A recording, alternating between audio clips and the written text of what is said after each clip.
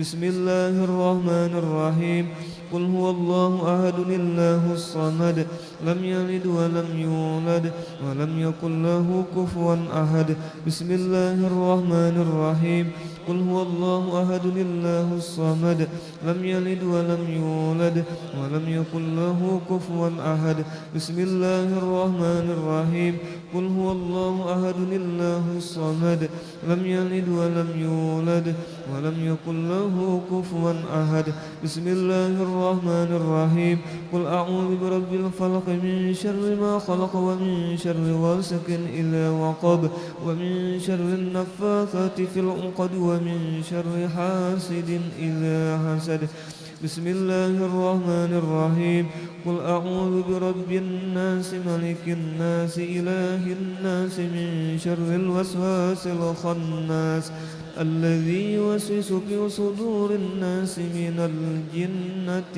والناس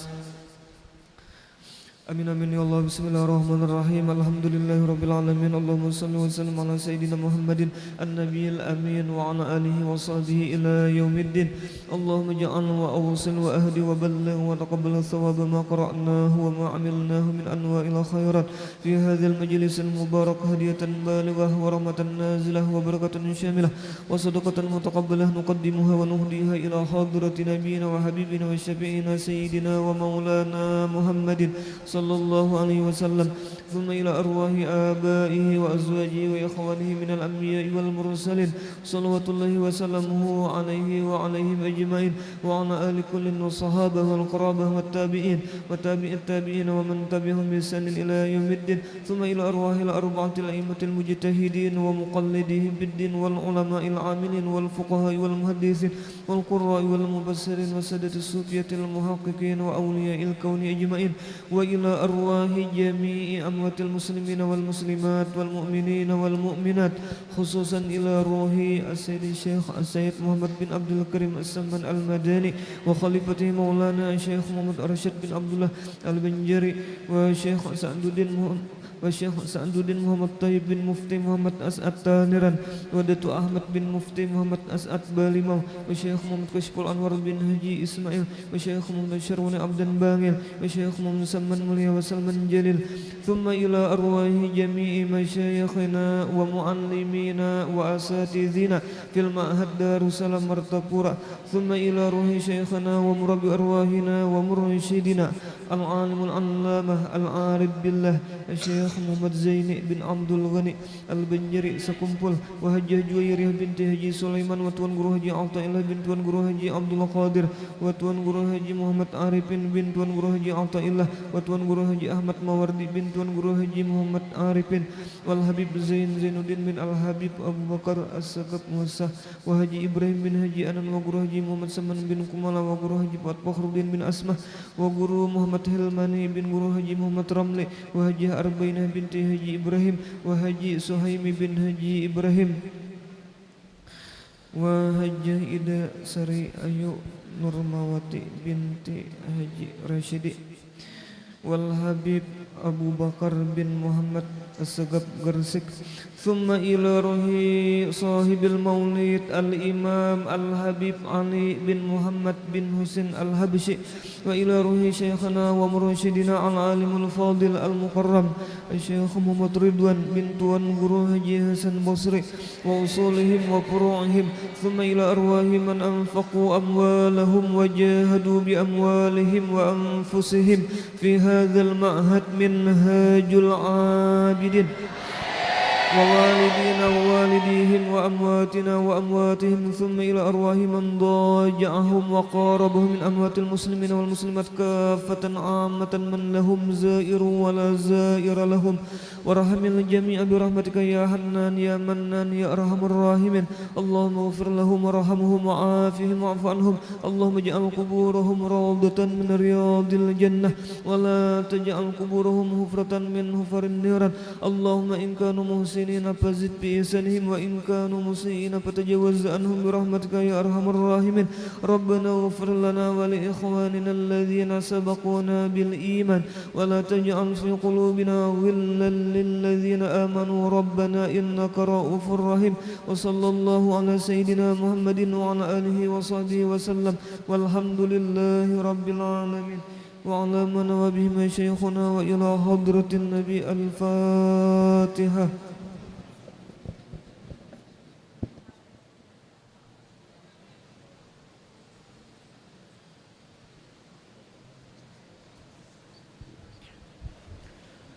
بسم الله الرحمن الرحيم الحمد لله رب العالمين اللهم صل وسلم وبارك على سيدنا محمد النبي الأمين وعلى آله وصحبه إلى يوم الدين.